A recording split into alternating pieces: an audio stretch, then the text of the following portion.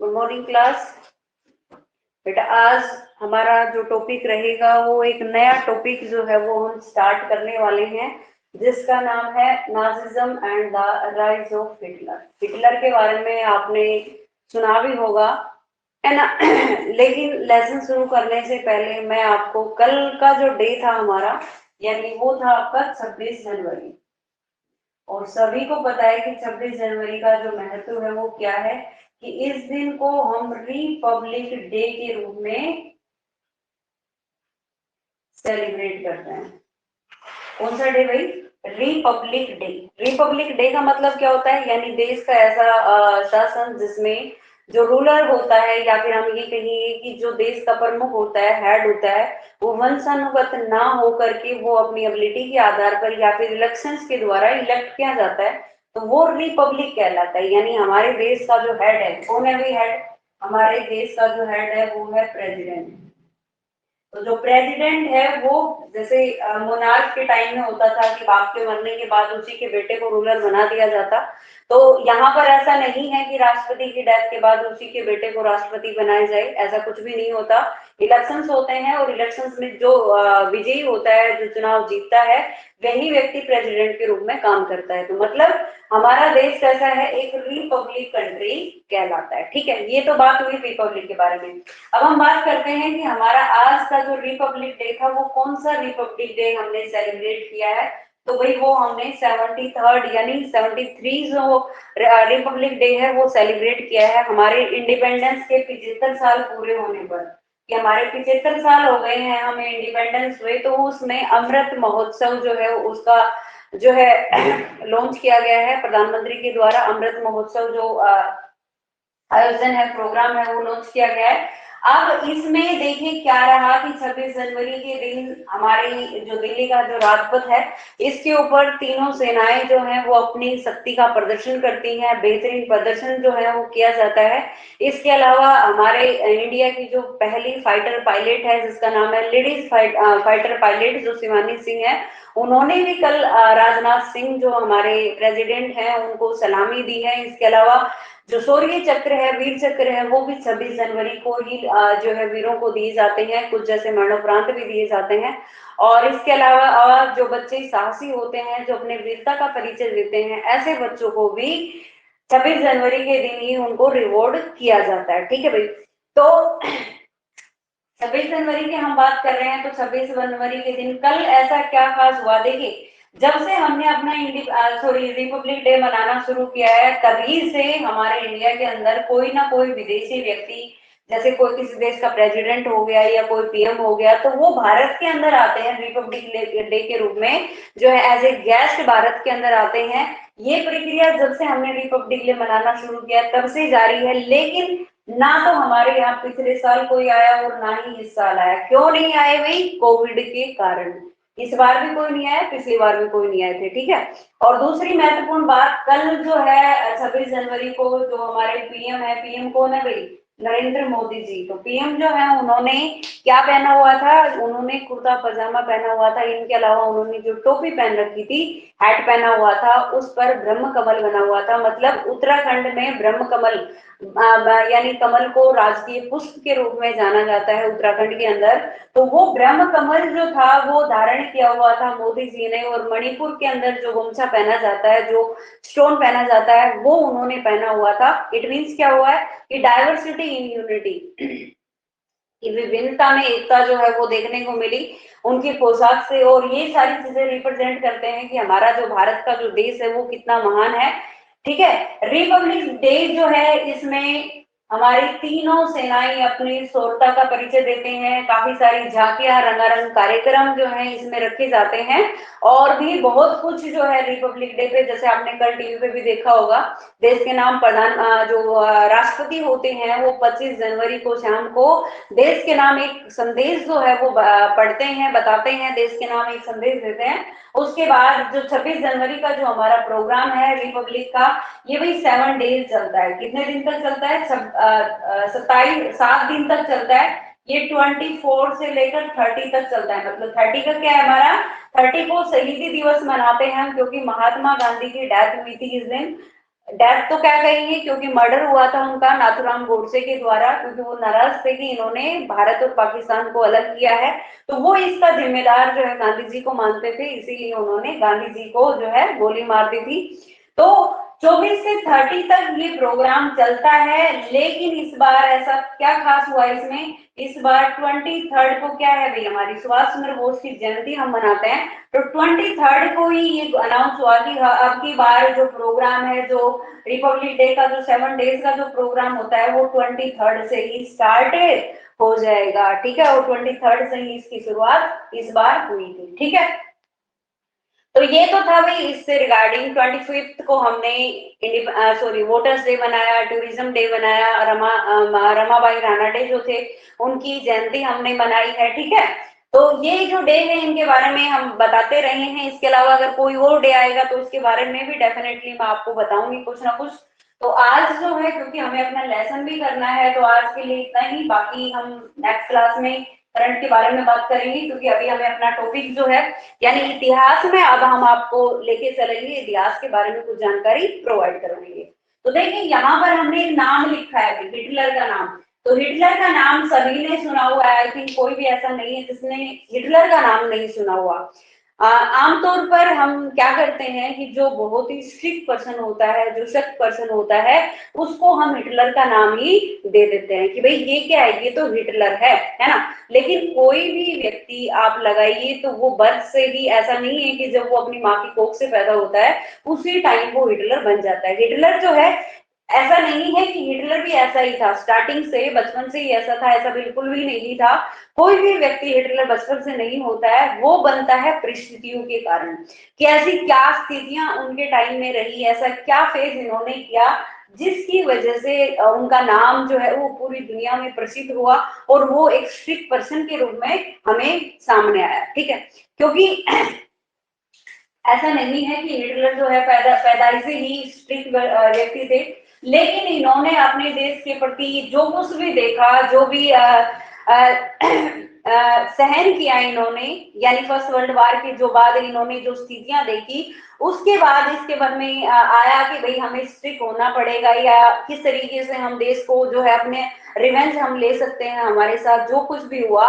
क्योंकि आपको पता है कि जर्मनी को फर्स्ट वर्ल्ड वार का गिल्टी माना जाता है और सारा का सारा दोष जो है उसी पर थोपा गया है। तो हम ये सारी चीजें जानेंगे, लेकिन एक स्टोरी के माध्यम से।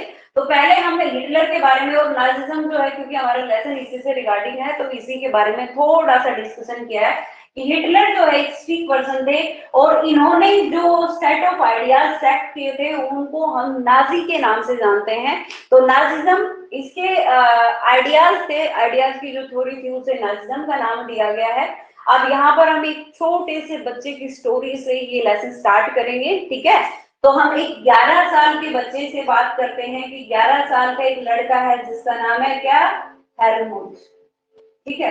हेलमुट नाम का एक 11 साल का एक बिल्कुल छोटा सा बच्चा है। अब आप लगा सकते हैं कि 11 साल का बच्चा है तो वो बहुत बड़ा तो होगा ही नहीं बिल्कुल भी, है ना, छोटा सा बच्चा है। और उस छोटे से बच्चे से ये कहानी की शुरुआत हो रही है। अब आप ये मत कहना कि ये हेलमुट जो है यही हिटलर है, नहीं। आप देखिए, जो हेलमुट है ये 11 साल का बच्चा है और ये रात को बिस्तर पे सोया हुआ है, ठीक है। तभी इसे इसके कानों में कुछ थोड़ी सी आवाज आती है, जैसे इसके पेरेंट्स जो हैं वो आपस में बात कर रहे हैं। तो हेलमुट के जो फादर थे वो जर्मनी के एक बहुत ही जाने माने फिजिशियन थे, या फिर आप ये कह सकते हैं कि एक बहुत बड़े डॉक्टर जो हैं जर्मनी के थे। अब आप लगा सकते हैं कि डॉक्टर हैं मतलब परिवार खाता पीता अच्छा परिवार है, गरीबी वाला कोई परिवार नहीं है। तो हेलमुट जो है ये सोए हुए हैं रात में अपने बिस्तर के ऊपर, और रात को इसके मदर और फादर जो है वो दोनों आपस में बात कर रहे हैं।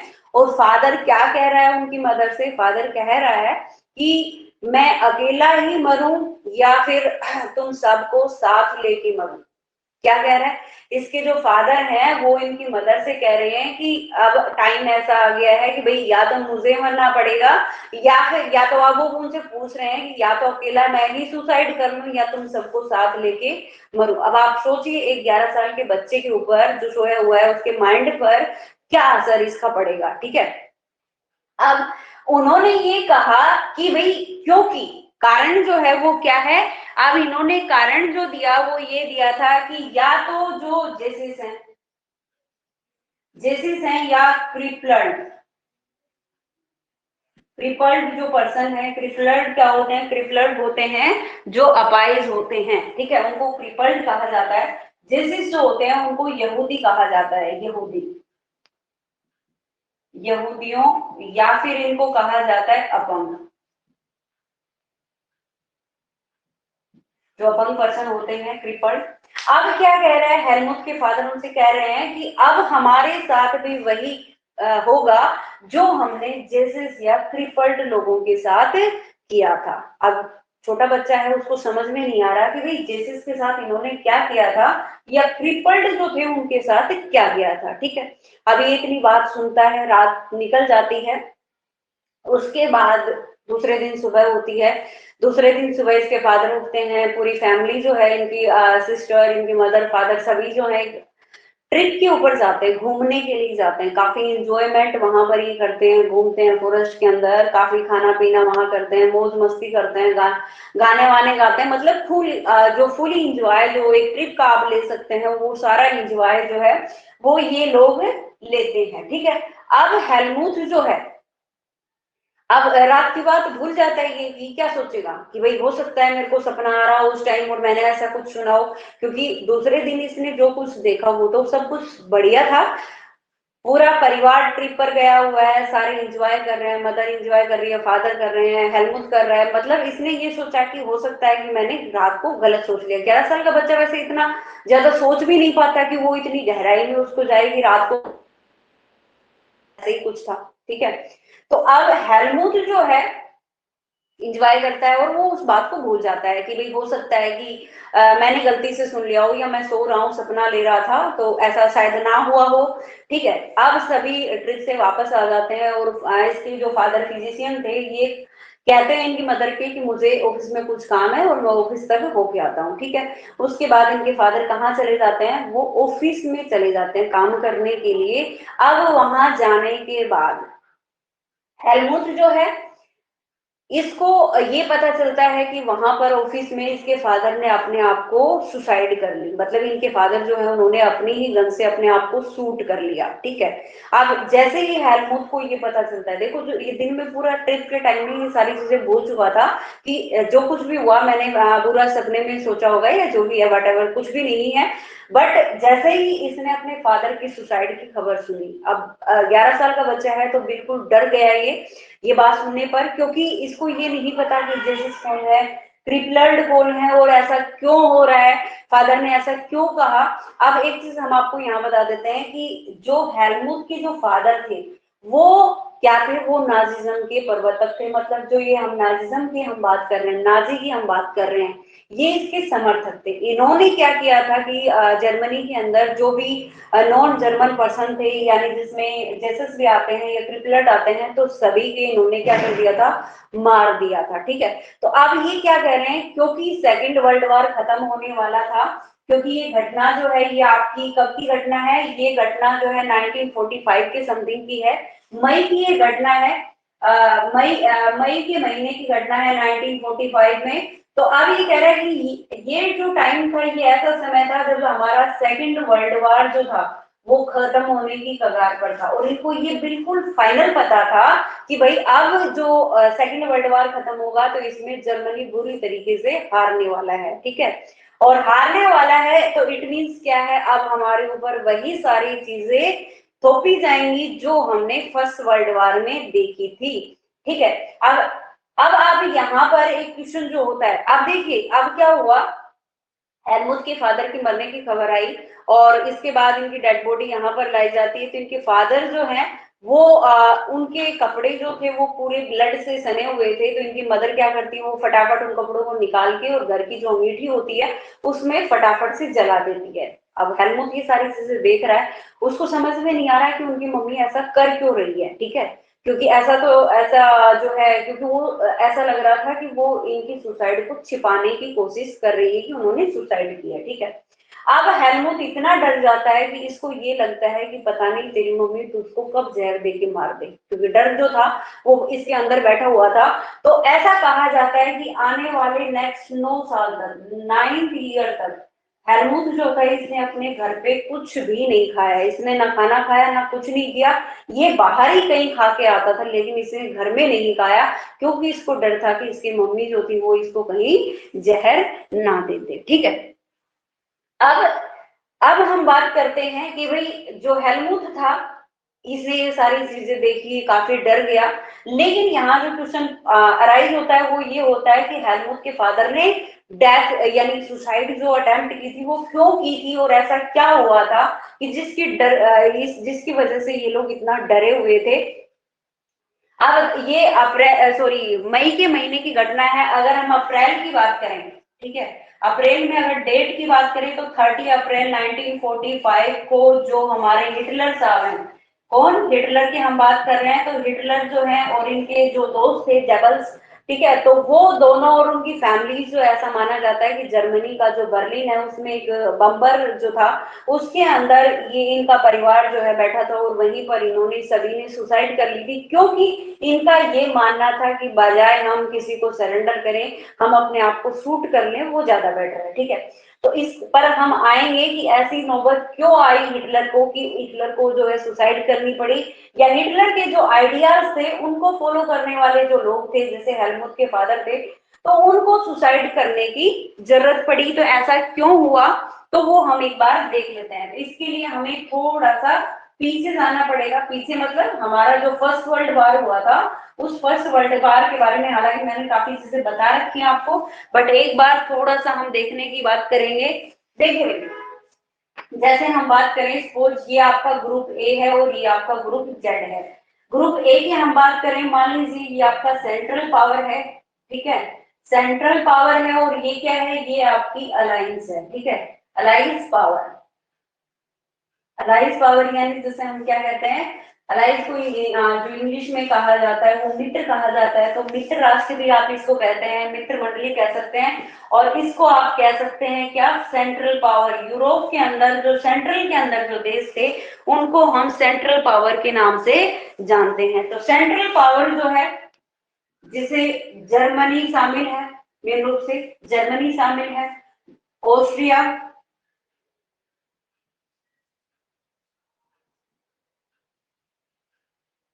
ऑस्ट्रियो हंगरी, और जो है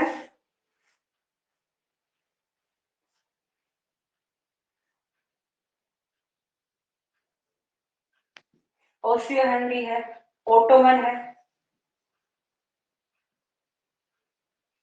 ओटोमन है, या फिर आप इसको जो है टर्की भी कह सकते हैं। ठीक है, अब देखिए मेजर रूप से ये तीन है जो सेंट्रल पावर है। यूरोप के जो सेंट्रल देश हैं, जैसे आप गोवा से भी याद कर सकते हैं, पहले भी बताया था, जी से बनेगा जर्मनी, ओ से बनेगा आपका ओटोमन, और ए से बनेगा ऑस्ट्रियो हंगरी। ठीक है, जो ये ऑस्ट्रिया है, इस ऑस्ट्रिया के अंदर जन्म हुआ था भाई किसका, हिटलर का। हिटलर कहाँ पैदा हुआ था, ऑस्ट्रिया के अंदर पैदा हुआ था, लेकिन हिटलर की जो डेथ हुई थी वो कहाँ हुई थी, जर्मनी के अंदर हुई थी। ठीक है, अब अगर हम अलायंस पावर की अगर हम बात करते हैं, तो जो हमारी अलायंस पावर है, इस अलायंस पावर के अंदर कौन कौन से देश आते हैं, तो इसमें मेजर रूप से भाई पहले आएगा ब्रिटेन, ब्रिटेन आएगा, फ्रांस आएगा, रशिया आएगा, और साथ ही यूएसए।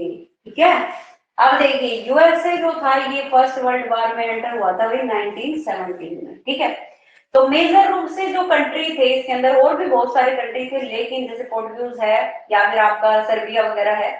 तो ब्रिटेन, फ्रांस, रशिया, यूएसए, ये मेन रूप से सेंट्रल पावर रही है इसकी। अब जर्मनी, ऑस्ट्रिया और ओटोमन। ठीक है, अब अगर हम ये कहें कि भाई फर्स्ट वर्ल्ड वॉर जो हुआ था तो कारण क्या था कि सबने फर्स्ट वर्ल्ड वॉर किया, तो उस फर्स्ट वर्ल्ड वॉर के पीछे जो कारण था वो था क्लोनिकल, या फिर आप ये कह रहे थे कि कॉलोनीज जो है, उन कॉलोनीज के कारण ये फर्स्ट वर्ल्ड वॉर हुआ, जिसे हम कहते हैं उपनिवेश, यानी ज्यादा से ज्यादा देशों को अपना गुलाम बनाना, ये इसका मेन एम था। जैसे भारत का भारत जो है ये कॉलोनी रही है, किसकी कॉलोनी रही है? भारत ब्रिटेन की कॉलोनी रही है। तो ऐसे ही बहुत सारे कंट्री हुए हैं जिन्होंने अलग अलग देशों को अपना गुलाम बना रखा था। तो यानी ये कह सकते हो कि भूख आप कह सकते हो या होड़ आप कह सकते हो, जिसमें जो देश थे ये चाहते थे कि हम दूसरे देश पर अटैक करें, उस देश की जो भी प्रॉपर्टी या जो कुछ हमें मिलता है उसको हम उठा लें, ठीक है। मतलब ज्यादा से ज्यादा दूसरों को किस तरीके से जो है नीचा दिखा सकते हैं, उनके ऊपर जो है ये शासन जो है वो कर सकते हैं। तो वही करने की कोशिश ये सारे देश आपस में लगे हुए थे। तो आपसी होड़ इसका मेन कारण था। लेकिन अगर इमीडिएट केस की बात करें कि ऐसा अचानक से एक दिन में ऐसा नहीं होता है कि भाई ये कोई खेत है कि 1-2 किलो की बात है या फिर जमीन की बात हो रही है जिसमें दो भाइयों की लड़ाई हो गई और पूरा विश्व इसमें कूद गया, ऐसा नहीं होता। वर्ल्ड वार है मतलब इसमें देश जो है वर्ल्ड के ज्यादातर जो देश हैं वो इसमें पार्टिसिपेट कर रहे हैं, वो इसमें ऐड है। कारण जो है वो क्या रहा कि सबने इसमें पार्टिसिपेशन किया, तो वो ये था कि भाई ओसियो हेनरी का एक राजकुमार हुआ करता आर्कड्यूक। अब ये कहा जाता है, ये भैया जाता है सर्बिया के अंदर। कहा जाता है? ऑस्ट्रिया का जो राजकुमार था ये सर्बिया के अंदर जाता है और सर्बिया के अंदर इसके राजकुमार आर्कड्यूक की क्या कर दी जाती है? डेथ मतलब मर्डर कर दिया जाता है, उसको मार दिया जाता है, ठीक है। अब जैसे ही ऑस्ट्रिया के राजकुमार की सर्बिया के अंदर मर्डर होता है, इस बात से गुस्से में आ जाता है जर्मनी, ठीक है। क्या करता है? जर्मनी जो है वो इससे गुस्से में आ जाता है और गुस्से में आकर जर्मनी जो है ये अटैक कर देता है किसके ऊपर? सर्बिया के ऊपर।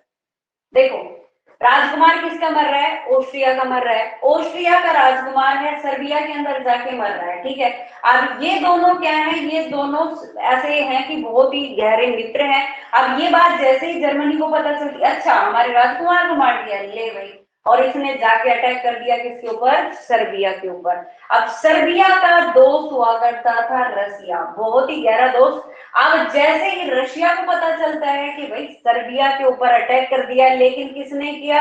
जर्मनी ने किया है, तो इस बात से नाराज कौन हुआ? रशिया।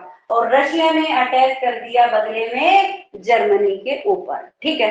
अब स्टार्टिंग में तो ये एक दो है, उसके बाद भाई क्योंकि ये दोनों साथ मिलकर कर रहे हैं, इधर से ये दो आ रहे हैं, फिर ब्रिटेन भी आ जाता है, फ्रांस भी आ जाता है, यूएसए लास्ट में आता है, ओटोमन भी चला जाता है। मतलब इस तरीके से वन बाय वन ये देश जो है एक दूसरे से जुड़ते हुए चले जाते हैं। अब देखिए, अब अगर हम यूएसए की बात करते हैं तो यूएसए बड़ा स्मार्ट देश था, इसकी इकोनॉमी आज नंबर 1 पे है। कारण जो है वो यही है कि यूएसए ने कभी भी मतलब पहले युद्धों के अंदर भाग नहीं लिया, इसने दूसरे देशों को हथियार सप्लाई करता रहा। देखो पहले सेंट्रल जो पावर थी ये युद्ध जीत रही थी, सेंट्रल पावर जो युद्ध जीत रही थी, लेकिन जैसे ही एंट्री होती यूएसए की फर्स्ट वर्ल्ड वार के अंदर, यूएसए की जैसे ही एंट्री होती है अलायंस पावर जीत जाती है और रशिया सॉरी जर्मनी हार जाता है, यानी आपकी सेंट्रल पावर हार जाती है। अब क्या हुआ देखिए, रशिया यूएसए जो है ये इतनी स्मार्टनेस दिखाता है कि जब तक इसके ऊपर खुद के ऊपर अटैक नहीं होता ये युद्ध में कभी शामिल नहीं हुआ। 1917 में भी इस पर अटैक हुआ, तब कहीं जाकर ये युद्ध जागा और ये युद्ध के अंदर कूदा। उसके बाद सेकेंड वर्ल्ड वार की अगर हम बात करें तो उसमें भी ये 1941 में तभी जब इसकी नेवी बेसिस पर अटैक हुआ तभी इसने युद्ध में पार्टिसिपेट किया, उससे पहले इसने बिल्कुल नहीं किया। मतलब ये कब शामिल हो रहा है? या तो युद्ध खत्म होने वाला है या इसके ऊपर अटैक हो रहा है तब ये युद्ध में जा रहा है, अदरवाइज ये युद्ध में नहीं गया। तो इसका मतलब है कि इस देश को जो है आर्थिक रूप से अगर हम कहें या ये कहें कि सैनिकों का लॉस बहुत कम हुआ, इसके हथियार बहुत कम खत्म हुए या बहुत चीजें हैं, यानी युद्ध में होने वाला जो नुकसान है उसका सामना सबसे कम यूएसए करना पड़ा, क्योंकि ये तो दूसरों को हथियार सप्लाई करने में लगा हुआ था और इसी वजह से इसने अपनी इकोनॉमी, काफी पैसे इसने कमाए, तो इसकी इकोनॉमी तो हो गई, अब हो गई। अब युद्ध में कोई भी पार्टिसिपेट कर रहा है चाहे वो जीतने वाला है या हारने वाला है, लॉस दोनों तरफ होता है। ऐसा नहीं कि जो जीत गया तो उसको तो लॉस ही नहीं होना, ठीक है। अब ये इस युद्ध में क्या होता है, इस युद्ध के अंदर जो अलायंस पावर थी ये यूएसए के एंट्री करने के साथ ही युद्ध को जीत जाते हैं और अब ये जीत गए हैं। अब जैसे ही ये जीते, अब देखो सबसे पहले अटैक किसने किया? जर्मनी ने किया सर्बिया के ऊपर। क्यों किया था? कि इसके राजकुमार की डेथ हुई थी। अब क्या हुआ कि जो अलायंस पावर थी, इन्होंने ये कहा कि भाई हमें युद्ध में बहुत घाटा हुआ है, तो उस घाटे की भरपाई जो है वो करेगा कौन? ये जर्मनी करेगा। क्यों करेगा? क्योंकि जर्मनी जो है इसको गिल्ट होनी चाहिए इस बात की, क्योंकि इसकी वजह से वर्ल्ड वार हुआ और युद्ध का जितना हर्जाना है वो कौन भरेगा? वो जर्मनी जो है यही पे करेगा। मतलब एक तरीके से अब हम ये नहीं कह रहे कि बेचारा जर्मनी जो है इसके ऊपर, हाँ इसके साथ काफी ज्यादतियां हुई, काफी इसके ऊपर जो है जुर्माना जो था वो लगाया गया। बाद में बात करेंगे कि क्या क्या इसे छीना गया और क्यों फिर इसके बाद यहाँ पर नाजीजाम जो है यानी हिटलर जैसे व्यक्ति पैदा हुए। तो कारण जो है सीधी सी बात है, अलायंस पावर ने ये माना कि भाई सारा का सारा दोष किसका है? जर्मनी का है। उन्होंने ये कहा भाई जर्मनी तेरी गलती है, तेरी वजह से वर्ल्ड वार हुआ। तो युद्ध का जितना भी हर्जाना हुआ है, चाहे वो प्रॉपर्टी का हुआ है या पैसे का हुआ है या किसी भी चीज का हुआ है, तो उसका हर्जाना भाई कौन भरेगा? जर्मनी तुम्हें भरना होगा। सारा का सारा थोप दिया गया किसके ऊपर? जर्मनी के ऊपर। और जर्मनी बेचारा क्या करता? जर्मनी जो है इसने इससे क्या क्या छीना गया वो हम एक बार डिस्कस करते हैं। इसके बाद ट्रीटी ऑफ वर्साई हुई थी, वर्साई की जो संधि हुई थी, इसमें इसके ऊपर क्या क्या चीजें जो है वो थोपी गई वो हम जानेंगे कि भाई किसकी वजह से। हम ये जानने की कोशिश कर रहे हैं कि हिटलर जो है, ये हिटलर फर्स्ट वर्ल्ड वार में एज ए सोल्डर भाग लिया था इसने, और इसके अंदर देश के अंदर जज्बा था कि मैं विश्व युद्ध में पता नहीं अपने देश के लिए क्या कर दूंगा। लेकिन जैसे ही वर्ल्ड वार हारते हैं और ये इनके ऊपर वर्साई की जो संधि होती है, इस बात से हिटलर नाराज होकर नाजीज्म को जन्म देता है। ठीक है, अब देखिए आगे क्या हुआ। सपोज ये आपका क्या है? ये आपका है जर्मनी। ठीक है, ये सपोज यहाँ पर आपका जर्मनी है और जर्मनी के साथ में जो कंट्री थे वो कौन कौन से थे? वो थे भाई बेल्जियम और फ्रांस। सपोज ये आपका बेल्जियम है और यहाँ पर क्या है? फ्रांस है। ठीक है, तो जर्मनी जो है ये आपका बेल्जियम हो गया और ये आपका हो गया फ्रांस। ठीक है, जर्मनी, बेल्जियम और फ्रांस ये तीनों मान लो यहाँ पर हैं। अब जैसे ही फर्स्ट वर्ल्ड वार होता है तो उसमें क्या हो गया? जर्मनी जो है स्टार्टिंग में जर्मनी ने उसके ऊपर अटैक किया, सर्बिया पर किया, उसके बाद इसने बेल्जियम के ऊपर किया, उसने फ्रांस पर किया। और जर्मनी ने फर्स्ट वर्ल्ड वार में यानी स्टार्टिंग के पॉइंट की बात करें तो उसने बेल्जियम को भी जीत लिया और इसने फ्रांस को भी जीत लिया। अब क्या हुआ देखो, कॉलोनीज की होड़ तो मैंने आपको बताया सबसे मेन कारण कॉलोनीज ही था। तो जर्मनी जो है ये आ गया कॉन्फिडेंस में। कॉन्फिडेंस भी ओवर कॉन्फिडेंस से हम कहते हैं। इसको क्या लगा कि भाई मैं तो दुनिया में सबसे ताकतवर हूं और मेरा तो सामना कोई कर ही नहीं सकता, क्योंकि जैसे ही इसने बेल्जियम पर अटैक किया, बेल्जियम को इसने जीत लिया। जैसे ही फ्रांस पर अटैक किया, फ्रांस को जीत लिया। अब इसको ये लगा कि मैं तो अब नंबर 1 बनूंगा और मेरे पास इतनी सारी कॉलोनीज रहेंगी कि सभी देश मेरे गुलाम बन जाएंगे और मैं आगे बढ़ जाऊंगा। जर्मनी को हो गया वहम। ठीक है, अब जर्मनी जो है जिसने बेल्जियम और फ्रांस को जीत लिया तो ओवर कॉन्फिडेंस में हवा में उड़ने लगा। लेकिन जैसे ही वर्ल्ड वार में यूएसए की एंट्री हुई, जर्मनी का वार हो गया उल्टा। ठीक है, और सारा दोष किस पर लगा? जर्मनी पर लगा कि भाई जर्मनी तेरी वजह से ही इस युद्ध के अंदर इतना नुकसान हुआ है, तो जो भी हर्जाना है वो तेरे को ही पे करना पड़ेगा। ठीक है, तो अब इसमें ट्रीटी हुई, ट्रीटी ऑफ वर्साई जिसे हम कहते हैं। इस ट्रीटी के अंदर क्या क्या चीजें रखी गई देखिए।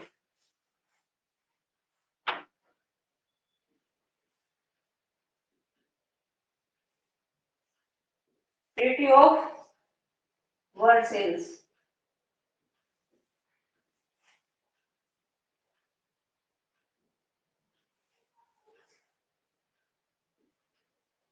जिसे हम कहते हैं वर्साई की संधि, जगह है भाई ये। ठीक है, तो वहां पर एक ट्रीटी हुई थी, किस किस के बीच में हुई थी? सेंट्रल पावर और जो आपकी अलायंस पावर है उसके बीच में। अब देखिए, जैसे हम ये सपोज करें कि ये भाई आपका क्या है? ये है आपका जर्मनी। ठीक है, और यहाँ मैंने आपको क्या बताया था? ये है आपका बेल्जियम और ये है आपका फ्रांस। ठीक है, यहाँ पड़ता है भाई डेनमार्क। ठीक है, डेनमार्क पड़ता है और जो है इधर पड़ता है आपका पोलैंड। क्या है? पोलैंड। ठीक है, अब जैसे ही ट्रीटी हुई वर्साई की, तो क्या हुआ कि भाई तेरी वजह से हम युद्ध आ रहे हैं, हमें नुकसान हुआ है, तो बेल्जियम ने ये कहा कि भाई मुझे ये वाला हिस्सा चाहिए। अब मतलब अगर ये हिस्सा बेल्जियम ले रहा है, तो इसका मतलब आप समझ रहे हो कि इस हिस्से के अंदर जितनी पॉपुलेशन है वो बेल्जियम के पास चली जाएगी। अब इसमें चाहे वो इंजीनियर हो, डॉक्टर हो, कुछ भी हो, या इस हिस्से के अंदर कोई आयरन हो रहा है, या कोई स्टील पैदा हो रहा है, या फिर कोयला पैदा हो रहा है, कुछ भी हो रहा है, तो वो भी किसके पास चला जाएगा? बेल्जियम के पास। ऐसे ही कुछ हिस्सा इसका किसको दे दिया गया? फ्रांस को दे दिया गया। ठीक है, अब कुछ हिस्सा इसको मिला डेनमार्क को, कुछ हिस्सा इसका किसको मिला? पोलैंड को मिल गया। ठीक है, अब आप समझ सकते हैं कि चारों तरफ से जो कंट्री थे, जो सेंट्रल पावर के थे, वो जर्मनी की जमीन हथियाने में लग गए कि भैया यहाँ की डेनमार्क ले गया, यहाँ की पोलैंड ले गया, यहाँ की बेल्जियम ले गया, यहाँ की फ्रांस ले गया। अब उस समय में लीग ऑफ नेशन बना था, तो उसने ये कहा कि भाई मुझे यहाँ पर भी चाहिए जमीन, और यहाँ पर भी लीग ऑफ नेशन जो है उसने अपनी जमीन ले ली। मतलब अब सोच सकते हैं कितना हिस्सा इससे चला गया। उसके बाद देखो, यहाँ पर एक नदी बहती थी जिसका नाम था राइन नदी। राइन, राइन नदी को जो है कोल रिवर के नाम से भी जाना जाता है। कोल रिवर यानी कोयले की खान, मतलब यहाँ पर सबसे ज्यादा कोयला होता था, तो यहाँ इस एरिया को कहा जाता था राइनलैंड। अब ये राइनलैंड जो था, इसके बारे में लीग ऑफ नेशन जो 1920 में बना था, उसने ये कहा कि भैया ये जो राइन एरिया है ये रहेगा तुम्हारे पास, ठीक है, लेकिन तुम इस एरिया के ऊपर किसी भी तरह की कोई सेना नहीं रख सकते। मतलब आप यहाँ पर कोई किसी भी तरह की आर्मी जो है वो नहीं रख सकता था। कौन नहीं रख सकता था?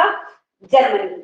अब आप सोचिए, ये वाला मतलब इस एरिया पे जर्मनी का अधिकार है, लेकिन ये जर्मनी यहाँ पर अपनी सेना नहीं रख सकता। नहीं रख सकता मतलब कभी भी दूसरे देश इस पर अपना अधिकार जमा सकते हैं, और यहाँ पर कोयला होता था सबसे ज्यादा। ठीक है, ये तो हो गया मैप की बात कि यहाँ पर किस किस ने क्या क्या जो है शर्तें रखी और किस किस को क्या क्या मिला। ठीक है, अब वर्साई की संधि की हम बात करते हैं। अकॉर्डिंग टू एनसीईआरटी, एनसीईआरटी में क्या कहा गया है कि जर्मनी को क्या पे करना पड़ा इस फर्स्ट वर्ल्ड वार, क्योंकि इसको ये माना गया था कि तुमने ये वर्ल्ड वार रखा है, तो इसीलिए हर जाने के रूप में तुम्हें क्या क्या देना पड़ेगा। तो देखिए, सबसे पहले हम बात करते हैं 10% की, उसके बाद 13%, फिर उसके बाद 26% और 75%। ठीक है, 10%, 13%, 26% और 75%।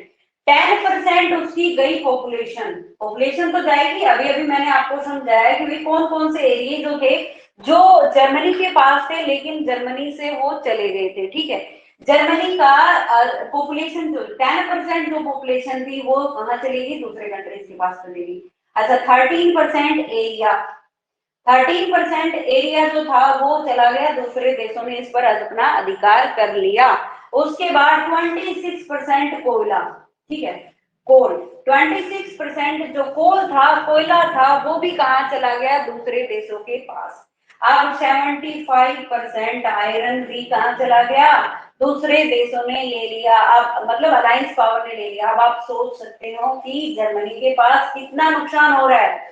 पॉपुलेशन चलेगी बेचारे की, एरिया चला गया, कोयला चला गया, आयरन। अब देखो, कोई भी देश अगर डेवलपमेंट करता है तो उसके पीछे ये वाले फैक्टर काफी रिस्पॉन्सिबल होते हैं। कि जैसे हम ये कहें कि जैसे कोयला है या आयरन है, इंडिया के अंदर आयरन और स्टील कंपनी जैसे जमशेदपुर में लगी हुई है, जिसको टिस्को के नाम से जाना जाता है, TISCO iron and steel company, जो जमशेद जी ने लगाई थी, जमशेद जी टाटा ने, जमशेदपुर के अंदर, झारखंड के अंदर।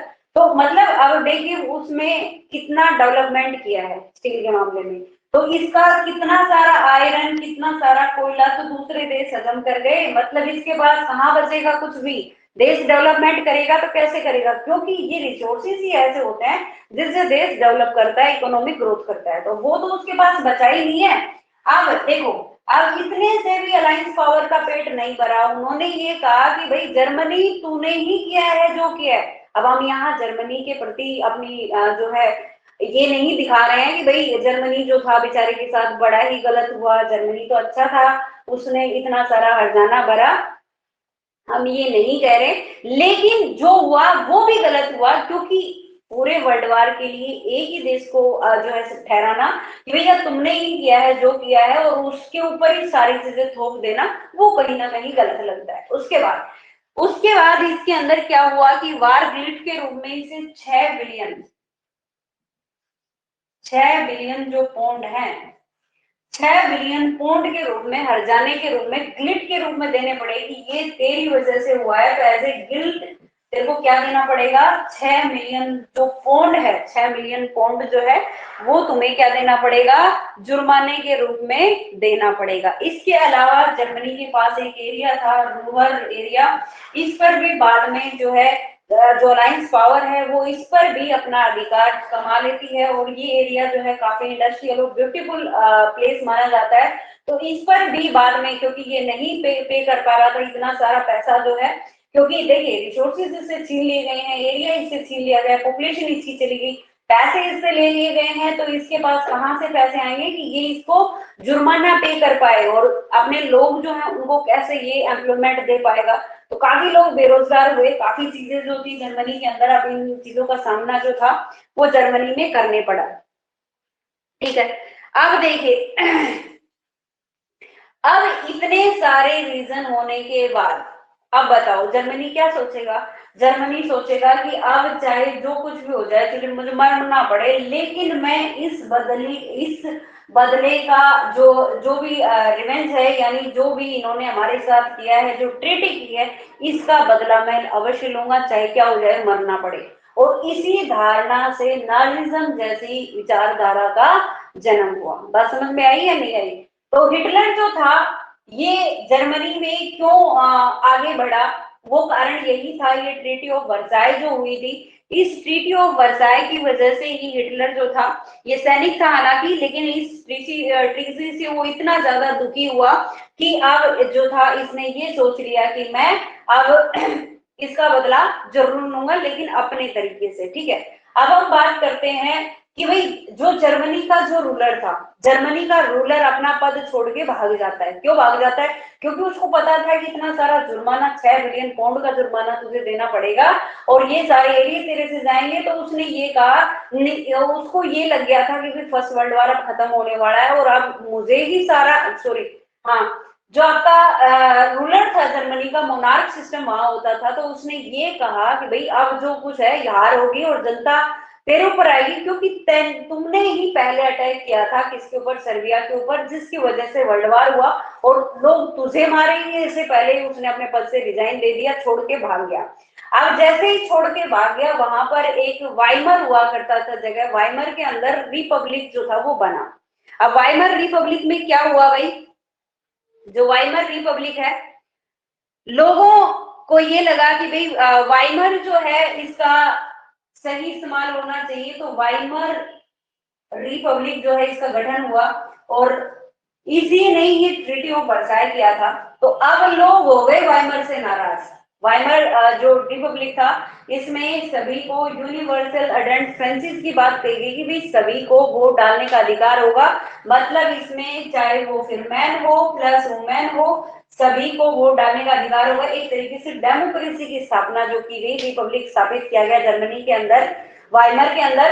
अब क्या हुआ कि लोग जो थे, अब जैसे देखिए एक बच्चा जो होता है, डेमोक्रेसी ऐसा नहीं कि आप एक दिन में कहीं पर भी जहां मोनार्क सिस्टम चला रहा है वहां आप डेमोक्रेसी लगा देंगे और फटाफट से वहां वो ग्रो भी हो जाएगी सारी चीजें। जैसे एक बच्चे का जन्म होता है तो उसको स्टार्टिंग में केयरिंग की ज्यादा जरूरत होती है, जैसे जैसे बच्चा बड़ा होता है, जैसे स्टार्टिंग में 5 साल के बच्चे को सबसे ज्यादा केयरिंग की जरूरत होती है, उसके बाद 10 साल का होता है तो थोड़ी कम हो जाती है, 20 का होता है तो और कम हो जाती है। तो वैसे ही जो डेमोक्रेसी थी जर्मनी के अंदर अभी एक छोटे बच्चे की तरह थी, जिसको अभी केयरिंग की जरूरत थी, और भी बहुत चीजें थी जो सीखने की थी, लेकिन वो अभी नहीं हो पाया। उससे पहले ये फर्स्ट वर्ल्ड वार की जो ये ट्रीटी हुई थी, ये ट्रीटी इनके ऊपर थोप दी गई। अब जैसे ही थोपी गई तो जर्मनी की जनता को ये लगा कि भाई वाइमर रिपब्लिक तेरी वजह से ऐसा हुआ है और तुमने ही ऐसा किया, क्योंकि ट्रीटी के ऊपर साइन तो यही करके आ रहे हैं। अब जनता हो गई इसके खिलाफ, वाइमर रिपब्लिक के हो गए खिलाफ, और उन्होंने ये कहा कि भाई जो है जर्मनी जो है तेरी वजह से ऐसा हुआ है, रिपब्लिक तेरी वजह से हुआ है, तो वाइमर जो रिपब्लिक था इससे लोग घृणा करने लगे, नफरत करने लगे, और फिर उसके बाद जो कॉन्सेंट्रेशन था, जो ध्यान था, वो किसकी तरफ चला गया, वो सोल्डर्स की तरफ चला गया। क्योंकि रसिया में, जर्मनी में ये कहा गया कि भाई सबसे ज्यादा अगर कोई रिस्पेक्टेबल कोई चीज है तो वो शोल्डर्स की लाइफ है। शोल्डर्स की लाइफ पर उनकी तारीफें होने लगी, उनको ग्लोरीफाई किया जाने लगा हर तरीके से उनको। हालांकि देखिए अगर हम शोल्डर्स की बात करें तो शोल्डर्स की जो जिंदगी है वो इतनी आसान नहीं होती थी उस टाइम में, क्योंकि वो लोग जो है बंकर बना के रहते थे, उनके अंदर जो है ऐसे ऐसे चूहे रहा करते थे, जो चूहे क्या करते थे, लाशों को खाते थे, ऐसे चूहे वहां पर रहते थे। और वहां पर ये लोग सोते थे कभी भी दुश्मन इन पर अटैक कर सकता है, इनकी जान जा सकती है। अपने साथियों को मरते हुए देखना और उन परिस्थितियों में एक छोटी सी जगह के अंदर रहना, कभी भी अटैक हो जाना, कभी भी गैस लीक हो गई तो उनसे दम घुट गया, वहां मर गए। आंखों में कोई एलर्जी हो गई उस गैसेस के रिलीज के कारण, जो पॉइजनस गैसें हैं, तो उनके कारण उनकी आंखें जो है, आंखों की रोशनी चली गई, चिल्ला रहे हैं, मर रहे हैं। तो मतलब सोल्डर्स की जो लाइफ थी वो बहुत ही आसान नहीं थी। सोल्डर ट्रेंच के नाम से हम जानेंगे। सोल्डर ट्रेंच, ट्रेंच क्या होता है, एक खाई होती है, और खाई जो होती है वो ऐसी खाई होती है शोल्डर्स, जिसमें जो लाशों को खाने वाले जो चूहे थे, वो आदम चूहे यहाँ पर रहते थे, और इनका जीवन बड़ा ही टफ था। जैसे एक ट्रेंच होती, खाई होती है, तो वैसी खाई नुमा जगह में ये लोग रहते थे। कभी भी इनको एलर्जी वगैरह होती, बम फट जाता, मर जाते कभी भी।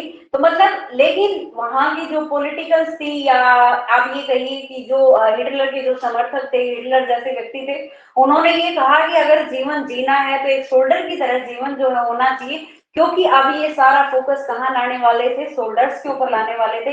इसीलिए इन्होंने इस चीज को बढ़ावा दिया कि भाई अगर जीवन जीना है तो एक शोल्डर की तरह से जियो, वरना मर जाओ, कोई फायदा नहीं है। और साथ ही साथ देखिए अब एक ऐसी मेंटेलिटी वहां पर देखने को मिली, उन्होंने ये कहा कि लड़के को कभी भी रोना नहीं चाहिए, क्योंकि अगर लड़का है तो उसे रोना शोभा नहीं देता। अब ये तो हमारे समाज में भी कहते हैं, अरे लड़का होके रोता है, मतलब इस तरह की जो मेंटेलिटी वो नॉर्मल है। बट उस समय में इसको एक नेगेटिव तरीके से, नेगेटिव मैसेज के रूप में दिया गया कि भाई लड़के कभी भी कमजोर नहीं होते हैं या रोते नहीं है, ऐसी चीजें नहीं होती हैं। तो एक मैसेज जो है गलत तरीके से, मैसेज, नेगेटिव मैसेज बच्चों के माइंड पर स्टार्टिंग में ही जाने लगा। और साथ ही साथ की जो पुरुष होते हैं वो तानाशाह होना चाहिए, या जो है उनको रोना नहीं चाहिए, ऐसी जो थिंकिंग है, नेगेटिव जो थिंकिंग है, वो बच्चों के माइंड में स्टार्टिंग से ही भरने लगे। और इस तरह से धीरे धीरे धीरे धीरे नाजिज्म जो था वो बढ़ने लगा। और उसके बाद क्या हुआ वो हम जानेंगे कल की स्टोरी में, ठीक है भाई। तो आज इतना ही है आपके लिए, बाकी हम बात करेंगे कल की क्लास में। तो मिलते हैं नेक्स्ट क्लास में, आज के लिए इतना ही। Stay home, stay safe, thank you.